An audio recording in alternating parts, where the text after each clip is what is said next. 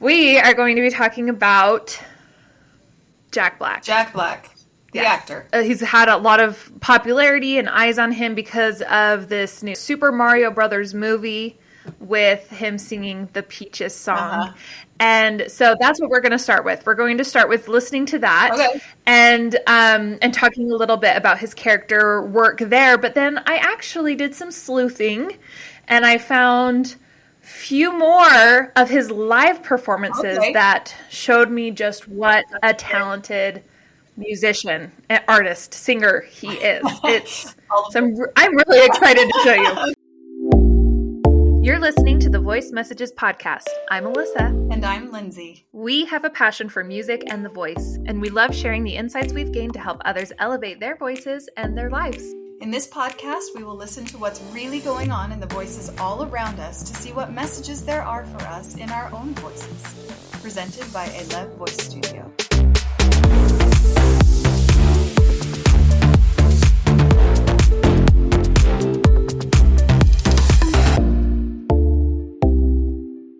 So, okay, let's start with Peaches. Peach, you're so cool. And with me, my star, we're gonna rule. Peach, understand, I'm gonna love you till the very end. Peaches, peaches, peaches, peaches, peaches, peaches, peaches, peaches, peaches, peaches. Ah, yeah. Peaches, peaches, peaches, peaches, peaches, peaches, peaches, peaches, peaches, peaches. I love you. Oh. All right. I have to admit that I get distracted by the visual, that I had to look away so I could listen better because I get distracted by the visual. That's... Yes. The use of vowels, the varied use of vowels. And I wish I remembered the lyric that I noticed it, but there was suddenly this really whoo kind of vowel that came in before the Peaches part. That was the first thing. And then just comparing it as it got into Peaches, the chorus, particularly the second time was where it was in the first chorus where I'm just stop looking. But I know. In the second chorus, it was just Peaches, Peach, and it was just that's his voice. Just that's his natural everyday voice. And as he continued into that, it darkened into that whoo, there was a little more I don't know if warmth is the sound, but roundness. That's probably it. Where it was just peaches, peaches, peaches, peaches, peaches, peaches, peaches, and then it got rounder as he went on. That it changed the color from the beginning to the end of even the chorus. That second. Yes, I totally agree. And it's this beginning part that is he's singing so low that I had to keep, this is why I brought some live recordings in for us to listen to as well, because I kept listening to it going, is that is it distorted? Is he really singing that low? It's very and he kind of has you can hear it low, even almost placement in his throat. It's really, whoa. So I'll play that again for us. You're so cool. There's some of it, My star, we're gonna rule. Peach, understand, I'm gonna love. So what I'm hearing is just really contrasting vowels. He's changing the shape.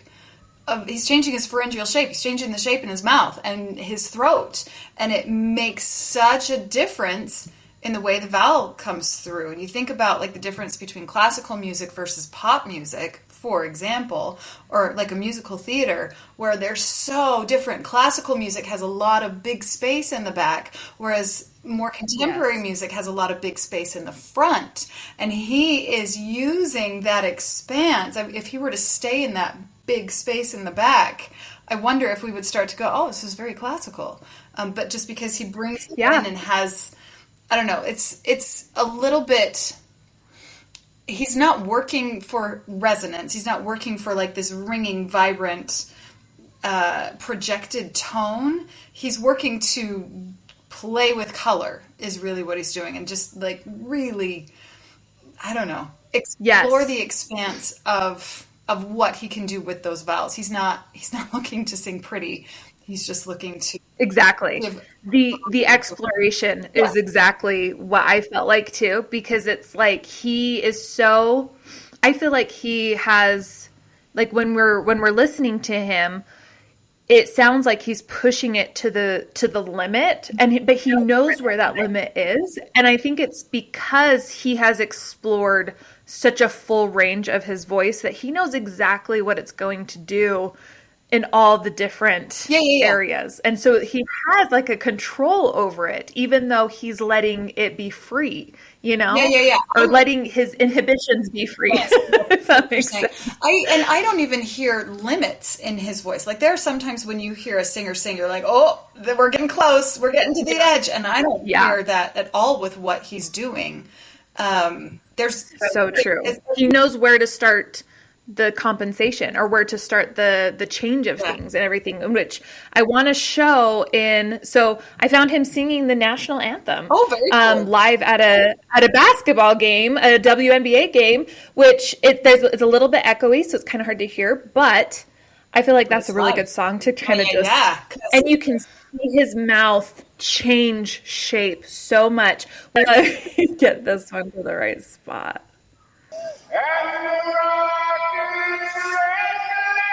Right there.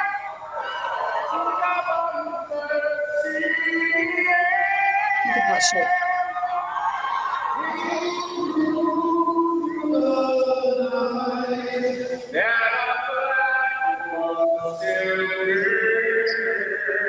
Right there, right there. I'm going to stop you before you go on. So when on the Rockets read glare, he had this and his vowel was not glare, it was Uh-huh. more like it had a lot more in it. His mouth was open, his tongue was nice and relaxed, fat and forward. Uh-huh. And there, with Yeah. air and glare rhyme, a different vowel, completely different vowel. And you could see, it was harder to see, but his tongue was doing, it was not the same tongue. There was some difference in there. Can we go back? Can we do it again?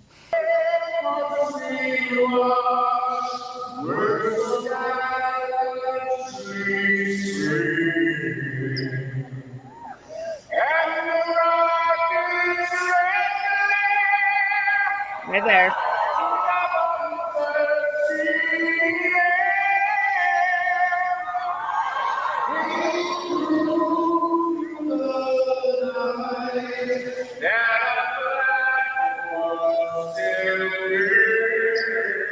Yeah, different tongue. Yeah.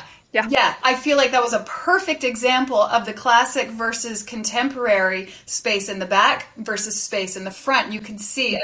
And the rockets red glare was almost like that. The bombs bursting in and air. It's different in my voice because he's a man and I'm a woman. But Right. Right. like that was so cool. That was so cool. This next one, I'm not even going to say anything. Okay. Okay, I will say something. So this one is him whenever he does his live concerts with his band. And I could find so many live performances of him singing. He'll do at some point during the concert, he'll say it's time for my solo, and he'll sing a song completely a cappella. And it's just really fun because, I mean, obviously people love it, but he's having fun. It's enjoyable to listen to, but he's doing all sorts of fun, different things. Sometimes he's singing the instruments and stuff. So there's a lot of covers that you can find on YouTube. This one is Heart, Barracuda. And so that's all I'm going to say to cue it up. Here we go. No right, no wrong, selling a song. But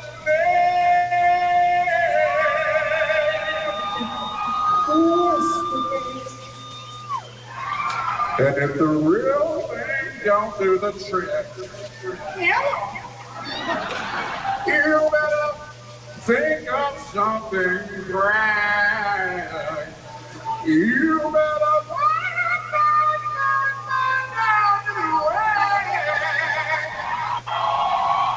Lucha, Barracuda.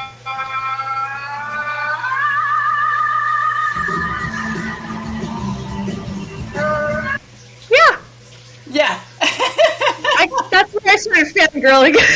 Yeah, I can like, see how that would be super talented. When he started that slide at the end, though, I do have to say this. I'd be very curious. As he started that slide and then he jumped up the octave, I'm just like, you would have broken there. You would have flipped there. Oh, yeah. Oh, yeah. And that's not a judgment or anything. Just hearing, like, the amount of weight that's going on and connection. And it was, I loved how he did that, how he had that jump there. But had he continued, instead of doing, like, a straight, I hypothesize that there would have been a little bit of a flip right there at the break. Yes, I think so too. There's another song, and I didn't cue this one up or anything, but where he does something that's super similar in the recording of it, where he starts from like low range, and he's doing some sort of really cool rock slide throughout every note in his voice, all the way up to like a really nice, rock scream like that.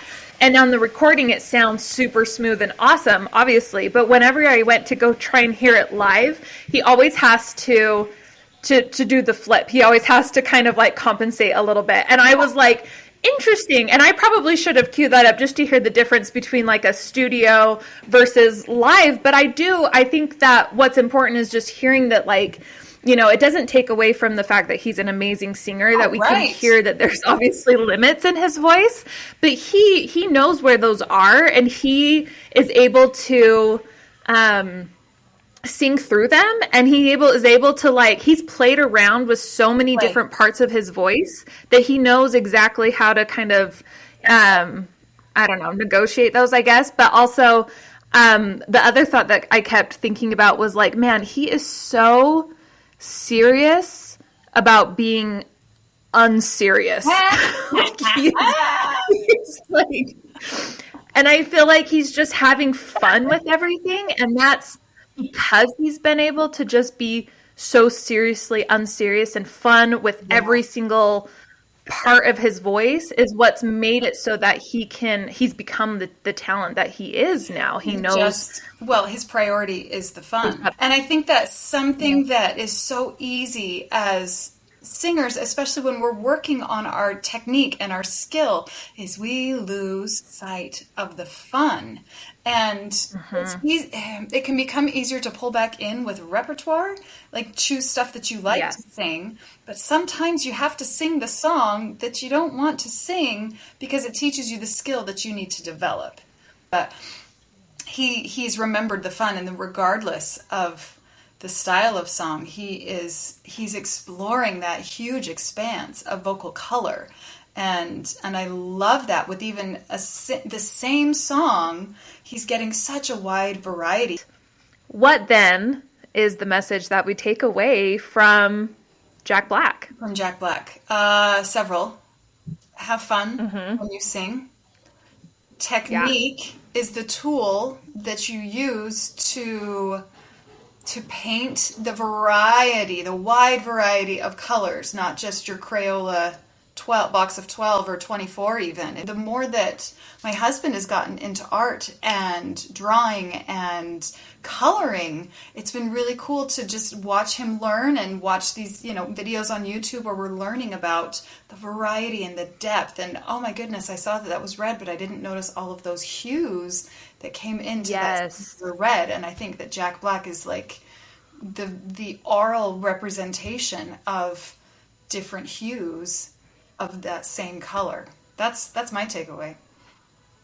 Yeah, I completely agree. And I think for me, it was just watching him have so much fun allowed me to have fun listening to him. And I think that's why people just adore him so much, or have, come to adore him, is because he just kind of lets you, like, because he's so comfortable being himself, he allows you to feel comfortable just being yourself. Yeah. And so, with that, it's like when we can lose a little bit of that self-consciousness and allow ourselves to explore weird sounds. That's not a bad thing. It gives us some ability to figure out what our voices can do. And so That is kind of what I took away from that. this one. So I love that. Yeah. And that's our voice message for the week. Go forth. Create and elevate. And use your voices wisely. Bye. Bye.